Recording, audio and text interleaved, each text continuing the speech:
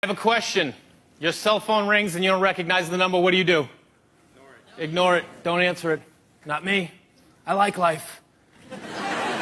The other day, my cell phone rang 917. That's a New York number. I didn't know who it was. I picked it up anyway. I hit talk. I said, hello. Guy in the line goes, hey, Bruce, what's going on? My name's Jay, not Bruce. So I said, nothing much, man. What's going on with you? And he said, I'll tell you what's going on. I just got an email about the budget. It's supposed to be $15,000. Now it's $10,000. And I'd like to know what's up. I got excited in my chest. I grabbed the steering wheel. I was like, okay, focus. Your name is Bruce. There's a budget. It was $15,000. Now it's $10,000. No one's happy about it. That's all we know. That's all we know. So I just repeated back to him what he said to me. And I go, 10,000 is supposed to be 15,000. He goes, yeah, I know. Well, I just got an email, and now it's 10. I go, listen, man, I don't know what to tell you. I've been on the road all day. I haven't even seen it. And he goes, did you send this out?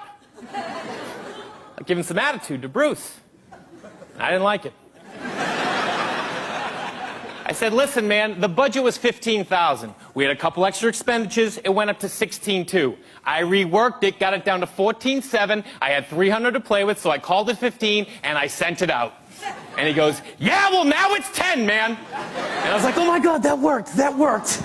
Phase one complete. Phase one complete. Like, now I'm in the door. I have a 401k. I was at the Christmas party, okay? So he goes, did Larry okay this?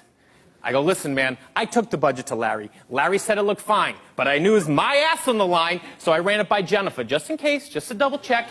Jennifer said it looked good. I sent it out. He goes, yeah, well, now it's 10, man. And I realized this guy has no idea what's going on over there. He hasn't talked to Larry. I know he hasn't talked to Bruce. He doesn't even recognize my voice. I know he didn't talk to Jennifer. I just made her up. So he goes, listen, man, what are we going to do about this? And I go, listen, I'm on the road right now. I haven't even seen the email. Why don't you give Larry a call, check in with him, see what he says, call me back.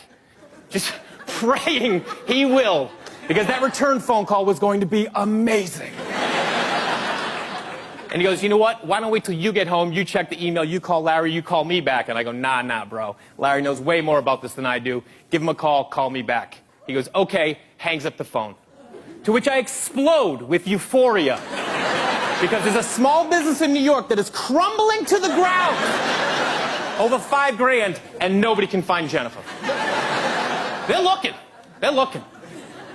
I get home. I'm so excited. I take out my cell phone. I'm like, you know what? I'm going to save that guy's number. Give him a call in a couple days. Touch base. You know what I mean? Check in. See where we're at, you know? So I save it in my phone under random guy. That's what he is. He's a random guy.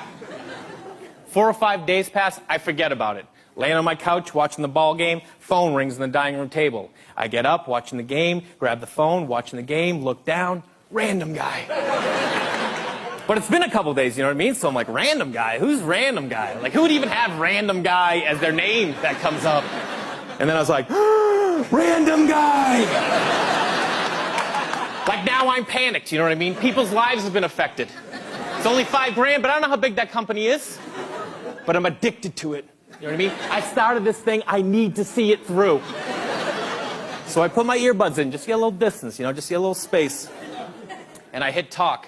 Same guy goes, hey, Larry, what's going on? Yeah, now he's calling me Larry. He knows something's up, but I'm not about to back down. I go, nothing much, man. What's going on with you? And he goes, well, I got us on conference call with Janelle and Marie. And I was like, okay, here we go. Here we go. This is why we play the game, you guys. This is why we play the game. So I go, welcome to the call, ladies, as if to say, welcome to the show. You know what I mean? Here we go. Marie takes the lead. She goes, hey, Larry, what time is it where you are? I live in L.A., they're in New York, it's 5:30, so I go, 8:30. It's 8:30. She goes, really, what's the weather like? And I was like, oh, weather's nice. Weather's nice. She goes, you know, this doesn't sound like Larry. And I go, oh, yeah? Who's it sound like?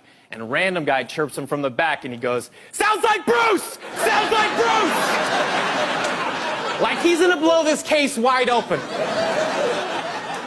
And I go, listen, guys, this isn't Larry, and it isn't Bruce. And Marie goes, who is this? I said, I'm just some guy who had nothing better to do than to mess with you guys. And Marie got pissed. She was not happy. She goes, you understand we're trying to run a business over here? And I was like, yeah, well, I got that from the budget. I just figured it was a business thing. And she goes, what do you think? This is some kind of joke? And I was like, well, a little bit. Thought it's pretty funny. That's pretty funny. And she goes, let me ask you something. And I go, no, you let me ask you something. And she goes, what? And I go, where are we at with the budget?